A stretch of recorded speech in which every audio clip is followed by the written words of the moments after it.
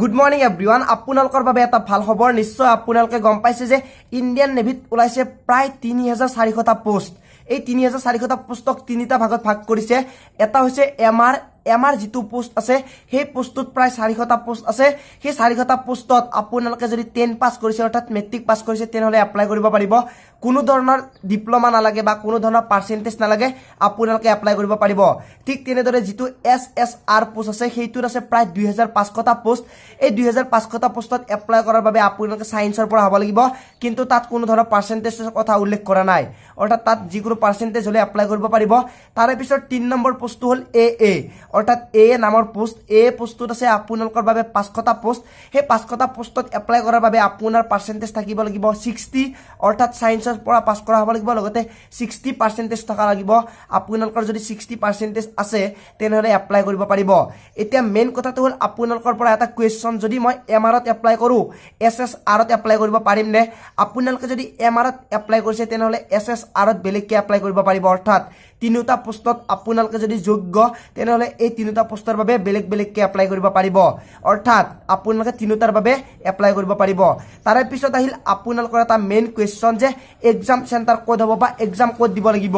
সকলোৰে এনেকুৱা ধৰণৰ এটা কোৱেশ্চন আহি আছে।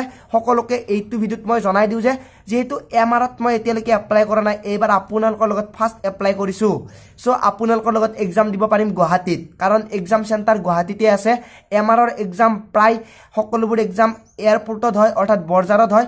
আপোনালোকে গুৱাহাটীত এক্সাম দিব পাৰিব। এইটো এটা মেইন কোৱেশ্চন আৰু আপোনালোকৰ বাবে এটা ভাল খবৰ।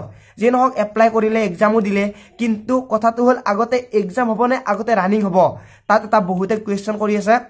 যদি আপোনালোকে এপ্লাই কৰে তেনহলে ফাৰ্স্ট এক্সাম দিব লাগিব, অৰ্থাৎ ৰিটেন টেষ্ট হ'ব। যদি ৰিটেন টেষ্টত পাস কৰে তেনহলে আপোনালোকৰ ফিজিকেল হ'ব। অৰ্থাৎ প্ৰথমতে এক্সাম, তাৰ পিছত দৌৰা। প্ৰথমতে দৌৰিব নালাগে, প্ৰথমতে আপোনালোকে এক্সাম পাস কৰিলে তাৰ পিছত লগে লগে দৌৰিব পাৰিব। 1600 মিটাৰত প্ৰায় 7 মিনিট দিয়া থাকে। আপোনালোকে 7 মিনিটৰ ভিতৰত মাত্ৰ 1600 মিটাৰ দৌৰিব পাৰিব বা দৌৰিব লাগিব। সো আজিৰ ভিডিওত এইখিনি সকলোখিনি কোৱেশ্চনৰ এনসাৰ পাই গল। এক্সাম কোড হ'ব, এক্সামৰ পিছত কি হ'ব, বা এটা পোষ্টত এপ্লাই কৰিলে আন এটা পোষ্টত এপ্লাই কৰিব পাৰিম নে, সকলোবোৰ ডিটেইলছ পাই গল।